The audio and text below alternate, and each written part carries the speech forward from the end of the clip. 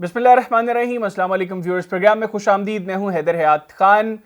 गुज़िश्ता हफ्ते supreme court की तरफ से जो एक फ़ैसला आया और उस फैसले के बाद हमने देखा कि पाकिस्तान तहरीक इंसाफ से बल्ले का इंतखाबी निशान छीन लिया गया है।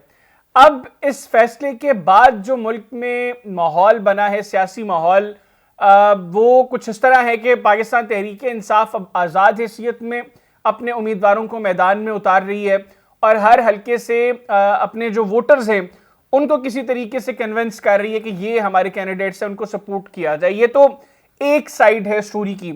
दूसरी साइड ये कि इस फैसले के ऊपर ठीक ठाक तनकीद की जा रही है। बहुत से हल्के ये समझते हैं कि सुप्रीम कोर्ट का ये फैसला तारीख के स्याह तरीन फैसलों में इसका शुमार होगा। उसकी वजह क्या है और अब जब ये फैसला आ गया है तो इसके बाद किस तरीके से चीजों को बेहतर और ठीक किया जा सकता है या किया जाना चाहिए। प्रोग्राम में इसको डिस्कस करेंगे और इसके लिए मेरे साथ मौजूद हैं भारत से जस्टिस मार्कंडेय काटजू साहब। जस्टिस साहब फॉर्मर जज हैं इंडियन सुप्रीम कोर्ट के। जस्टिस साहब बहुत शुक्रिया आपके वक्त का। जस्टिस साहब, सबसे पहले तो हमने एक इंटरव्यू आपके साथ पहले किया जिसमें आपने काफी तनकीद की सुप्रीम कोर्ट के उस फैसले पर जिससे पाकिस्तान तहरीक इंसाफ से बल्ले का इंतखाबी निशान छीना गया है। एज ऑफ नाउ आप क्या समझते हैं कि ये फैसला, एक तो तारीख इस फैसले को कैसे देखेगी, दूसरा क्या इस फैसले के अंदर जो नजरिया जरूरत, डॉक्ट्रिन ऑफ नेसेसिटी की बात हो रही थी, आप समझते हैं कि ये उसके तहत ये फैसला दिया गया है? वैसा ही फैसला है ये। इस फैसले ने डेमोक्रेसी का मर्डर कर दिया और अब एक ही तरीका है डेमोक्रेसी को रिवाइव करने का, वो है आपके जो वोकला हैं, लॉयर्स हैं पाकिस्तान के, उनको एक मैसिव एजिटेशन लॉन्च करना है। देखिए, वकीलों का बहुत ही इंपॉर्टेंस होता है क्योंकि वही सबसे करीबी होते हैं सोसाइटी के। दे have the pulse of society. और बड़े बड़े कंट्रीज में हिस्ट्री में लॉयर्स ने लीडरशिप दी है। जैसे आपको मैं हिस्टोरिकल एग्जांपल दूं कि फ्रेंच रेवोल्यूशन में जो फ्रेंच नेशनल असेंबली थी उसमें करीब 1/3 मेंबर्स या ज्यादा लॉयर्स थे, जिसमें रोबेस्पियर और दांतों वगैरह भी थे। अमेरिकन रेवोल्यूशन जो हुआ था उसमें Thomas Jefferson, James Madison, John Adams, ये सब लॉयर्स थे। बाद में सिविल वॉर में एब्राहम लिंकन लॉयर था। रशिया के रेवोल्यूशन में लेनिन भी लॉयर था, हालांकि बहुत कम दिन उसने प्रैक्टिस करी।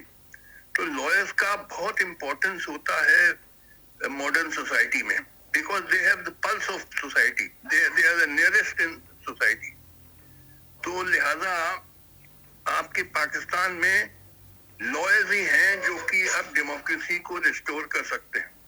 और उसका तरीका है कि एक तो इनको ये 3 सुप्रीम कोर्ट जजेस जिन्होंने ये काला फैसला दिया, यानी काजी फैज ईसा, मोहम्मद अली मजहर और मुसर्रत हिलाली, इनके कोर्ट्स को बिल्कुल बॉयकॉट करना चाहिए।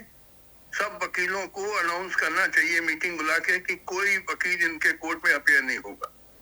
दूसरा चीज, इनको सोशली बॉयकॉट करना चाहिए।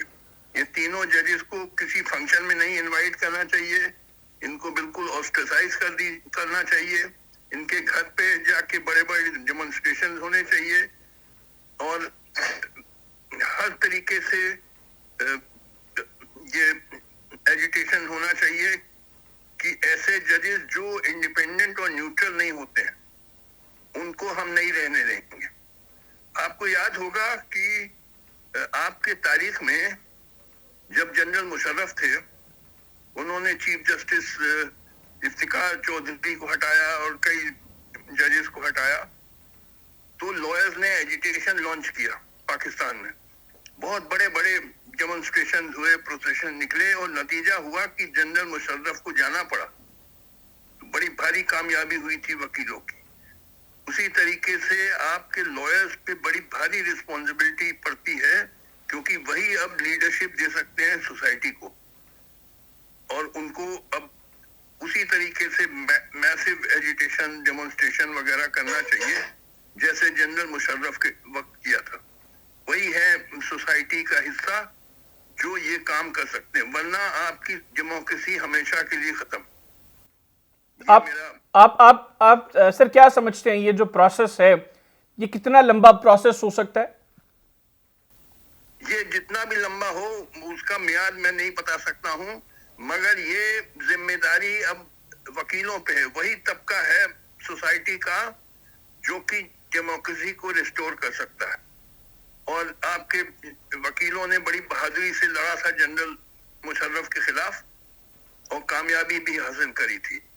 तो अब ये उनका काम है कि ये जो जजेस न्यूट्रल और इम्पार्शियल नहीं होते हैं, जैसे ये 3 जजेस का मैंने नाम लिया, उनको बिल्कुल बॉयकॉट करें और अनाउंस कर दें कि कोई इनको इनवाइट नहीं करेगा किसी सोशल फंक्शन में, और अगर किसी फंक्शन में ये लोग आए तो सब लोग वहां से चले जाएंगे। इनको बिल्कुल ऑस्ट्रेसाइज कर दो ताकि जो इन्होंने बेईमानी करी है एक सारा एक्सपोज हो जाए। तो सर इसका आप ये जो सर मशवरा दे रहे हैं, फॉर इंस्टेंस ऐसा कुछ होता है, उसका क्या रिजल्ट हो सकता है? मुमकिन नताइज क्या है उसके? उसका रिजल्ट होगा कि ऐसी सिचुएशन क्रिएट हो जाएगी कि इनको रिजाइन करना पड़ेगा। भाई आपको याद होगा जनरल मुशर्रफ के वक्त में जो वकीलों ने एजिटेशन लॉन्च किया था अगेंस्ट जनरल मुशर्रफ, जो कि जुडिशरी को बिल्कुल सर्वाइव करना चाहते थे, तो नतीजा निकला, अच्छा नतीजा निकला कि जनरल मुशर्रफ को जाना पड़ा। तो फिर से वो चीफ जस्टिस इफ्तिकार चौधरी फिर से रिस्टोर हुए, तो वो कामयाबी हासिल हुई। लॉयर्स पे बहुत जिम्मेदारी अब बनती है, और खासकर ये आपके जो Pakistan supreme court bar association और सारे हाई कोर्ट बार एसोसिएशन को मीटिंग करनी चाहिए और कहना चाहिए था अब कोई वकील इन बेईमान जजेस के सामने अपीयर नहीं होगा जो बिल्कुल एस्टेब्लिशमेंट्स के चमचे बन गए हैं, जो उन्हीं के ऑर्डर्स पे काम कर रहे हैं। ऐसे जजेस को हम नहीं रहने देंगे। अच्छा सर, आपका जो हमारे साथ लास्ट इंटरव्यू था उसके बाद जो पब्लिक की राय है, कुछ लोगों का ये ख्याल था कि आप जो बातें कर रहे हैं वो बिल्कुल दुरुस्त बातें हैं और ये चीज़ें यहाँ के लोगों को सोचनी चाहिए। वहीं एक राय ये भी थी कि आप इस तरह का इंटरेस्ट क्यों ले रहे हैं पाकिस्तान के मामलात के अंदर। तो आप क्या समझते हैं, आप क्या जवाब देंगे कि आपका इतना इंटरेस्ट क्यों है इन सारे मामलात के अंदर? देखिए, मेरा इंटरेस्ट ये मैं आपको साफ साफ बताना चाहता हूँ, मैं पाकिस्तान और हिंदुस्तान को अलग मुल्क नहीं मानता हूँ। ये एक ही मुल्क है। ये बंटवारा जो था बड़ा अंग्रेजों का फ्रॉड था, और अब हम फिर से रियूनाइट होंगे क्योंकि हमारा एक ही कल्चर है। हम मुगल बादशाह अकबर के जमाने से एक रहे हैं, हमारी जुबान एक है, देखने में एक जैसे लगते हैं, हम एक ही मुल्क हैं। ये मजहब के बेसिस पे नहीं कोई मुल्क बनता है, वरना तो हर मुल्क के टुकड़े हो जाएंगे। अमेरिका में 10 मजहब हैं, प्रोटेस्टेंट, कैथोलिक, जूस, हिंदूज, मुस्लिम, सिख, बुद्धिस्ट, और वैसे ही इंग्लैंड में हर कंट्री में इतने सारे मजहब पे नहीं बन सकता है कोई मुल्क। तो लिहाजा ये बंटवारा फिर से खत्म होगा, हम लोग रियूनाइट होंगे, और इसलिए मैं हर पाकिस्तानी को हिंदुस्तानी मानता हूँ। हम लोग एक ही मुल्क हैं। तो जो हमारे सबकॉन्टिनेंट में हो रहा है सबसे इम्पोर्टेंट चीज, वो पाकिस्तान में हो रही है। अच्छा सर, आप इमरान खान साहब को अक्सर बहुत प्रेज करते हैं। आप क्या समझते हैं इमरान खान साहब के अंदर वो कौन सी ऐसी खूबियां हैं जो आप समझते हैं कि इनकी वजह से आपको इमरान खान साहब बाकियों की निस्बत बेहतर लगते हैं? देखिए, इमरान खान की मैं तारीफ करता हूं क्योंकि वो बेसिकली ईमानदार आदमी है जबकि ये आपके पीडीएम वाले they are a gang of dacoits. सब पैनामा पेपर्स वगैरह में सब प्रूव हुआ है। और इस वक्त इमरान खान बड़ी बहादुरी से लड़ रहा है फॉर रेस्टोरेशन ऑफ डेमोक्रेसी। तो लिहाजा मैं तो उसके सपोर्ट में हूँ। वो समझिए कि बिगिनिंग ऑफ अगस्त से उसको जेल में डाल दिया, मगर फिर भी उसकी हिम्मत नहीं हारी है।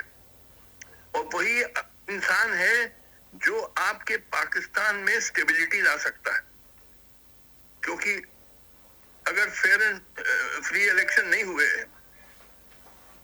तो पब्लिक एक्सेप्ट नहीं करेगा ऐसा इलेक्शन, और केओस और झगड़ा फसाद होता चलेगा। और जो मैंने कहा कि इसमें एंड इन सिविल वॉर, उस पर मैंने एक आर्टिकल भी लिखा है जो indicanews.com वेबसाइट में आप देख लीजिएगा।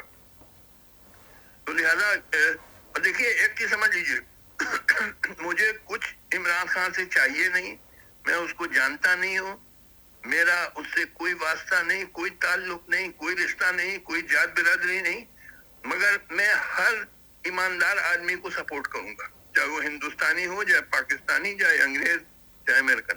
तो आप समझते हैं कि यूनाइटेड मतलब सब कॉन्टिनेंट के इमरान खान बड़े लीडर हैं, सबसे बड़े लीडर हैं? यस, वो बहादुरी से लड़ रहा है। सोचिए, जेल से लड़ रहा है, 5 महीने उसको बंद कर रखा है, मगर वो हिम्मत नहीं हारी है। वो basically he is an honest man, brave man. ठीक है, उसमें कुछ खामियां हैं, हर इंसान में कुछ खामियां होती हैं। मैं जब शुरू में प्राइम मिनिस्टर बने थे तो कुछ इश्यूज पे मैंने इनकी तनकीद भी की थी, जैसे इन्होंने पीटीआई टिकट दे दिए थे कई ड्यूबियस इलेक्टेबल्स को, वो एक कॉम्प्रोमाइज कर दिया उन्होंने, या कुछ रिलीजियस एक्सट्रीमिस्ट का सपोर्ट लिया, या आतिफ मियां क्योंकि अहमदी थे उनको निकाल दिया पाकिस्तान इकोनॉमिक एडवाइजरी काउंसिल से। तो इन सब मामलों पे मैंने इमरान खान की तनकीद भी की, ऐसा नहीं कि मैं ब्लाइंड सपोर्टर, मगर वो सब पुरानी बातें हो गई। आपको इस वक्त की देखना है क्या हाल है। इस वक्त वो बहादुरी से डेमोक्रेसी के लिए लड़ रहा है अगेंस्ट द फैसिस्ट फोर्सेस जो आपके आर्मी ने वहां लगा दिए हैं, कि कितने 12-14 हजार लोगों को गिरफ्तार कर दिया है, जेल में डाल दिया इनह्यूमन कंडीशन में, और उनकी कोई सुनवाई नहीं हो रही है। जुडिशरी आपकी बिल्कुल सरेंडर कर गई है बिफोर द एस्टेब्लिशमेंट। तो लिहाजा इमरान खान इस वक्त इस सब कॉन्टिनेंट का सबसे बड़ा लीडर मैं मानता हूँ। उसके हर बात पे मैं अग्री नहीं करता हूँ, बट मेनली वो बहादुर आदमी है, डेमोक्रेसी के लिए लड़ रहा है और ईमानदार आदमी है। सर, आज अगर आपको इमरान खान साहब को कोई एक मशवरा देना हो तो प्रोग्राम के आखिर में आप क्या मशवरा देंगे इमरान खान साहब को? मैं उनको मशवरा ये दूंगा कि आप घबराइएगा नहीं, हम लोग सब साथ हैं, जो हमारे राइट थिंकिंग लोग हैं इवन इंडिया में, we are all supporting you in your fight for democracy and restoration of free and fair elections. आप के साथ 90% पाकिस्तानी पब्लिक है, ये ओपिनियन पोल ने साबित कर दिया। तो लिहाजा कोई घबराने की बात नहीं है। आप अगेन जो ये सब फॉल्स फ्रिवलेस चार्जेस लगे हैं सब खत्म हो जाएंगे, and you will again become the leader of Pakistan. Sir, आखिर में मुख्तसरन बताइएगा कि अगर इमरान खान साहब इंडिया में इलेक्शन कंटेस्ट करते हैं, और क्योंकि पाकिस्तान और इंडिया के हालात में बहुत ज़्यादा फ़र्क नहीं है, आप क्या समझते हैं कि कितनी % पॉपुलेशन इमरान खान साहब के साथ खड़ी होगी? देखिए मैं आपको बिल्कुल सच्ची बात बता रहा हूँ। हमारे भारत में माहौल खराब हो गया है, बड़ा पोलराइज हो गया है, रिलीजियस पोलराइजेशन बहुत हो गया है। तो क्योंकि इमरान खान साहब मुसलमान हैं तो बहुत सारे हिंदू उनको इस वजह से वोट ना दें, वरना मेरा जैसा सेक्युलर आदमी तो बिल्कुल उनको सपोर्ट करेगा, वोट देगा। यानी अगर हम सेक्युलर इंडियंस की बात करें तो क्या आपके ख्याल में क्या नताइज होंगे? इमरान खान साहब के हक में कितने % लोग होंगे? नहीं, हम लोग सब सॉलिडली उनको सपोर्ट करेंगे, मगर हम लोग माइनॉरिटी में ना, इस वक्त इंडिया में भी बड़ी अनफॉर्चुनेट सिचुएशन हो गई है कि majority Hindus are supporting this BJP जो कि कम्युनल पार्टी है। तो लिहाजा माहौल खराब है हिंदुस्तान में, इट्स वेरी सैड। जैसे आपका खराब है, आपके खराब है क्योंकि वो फैसिस्ट फोर्सेस आ गई हैं, पाकिस्तान एस्टेब्लिशमेंट ने जो लगा दी हैं। हमारा खराब है क्योंकि रिलीजियस पोलराइजेशन बहुत हो गया है, जो बड़ा अनफॉर्चुनेट है, क्योंकि हमारे यहाँ जितने आपके यहाँ मुसलमान हैं उतने मुसलमान हमारे यहाँ भी हैं, समझे ना। आपके यहाँ 24 करोड़ मुसलमान है, हमारे यहाँ भी 24 करोड़ मुसलमान है, तो लिहाजा उनको बिल्कुल नजरअंदाज कर देना, दरकिनार कर देना, ये बड़ी गलत चीज हुई है हमारे हिंदुस्तान में। बिल्कुल ठीक, बहुत शुक्रिया सर, आपने प्रोग्राम के लिए खुसूसी तौर पर वक्त निकाला। नाज़रीन, जस्टिस रिटायर्ड मार्कंडे काटजू साहब हमारे साथ मौजूद थे, उनकी गुफ्तगू आपने सुनी। आज के प्रोग्राम से इतने, अगले प्रोग्राम तक के लिए मुझे और मेरी टीम को इजाजत दीजिए। अल्लाह हाफिज। पाकिस्तान जिंदाबाद।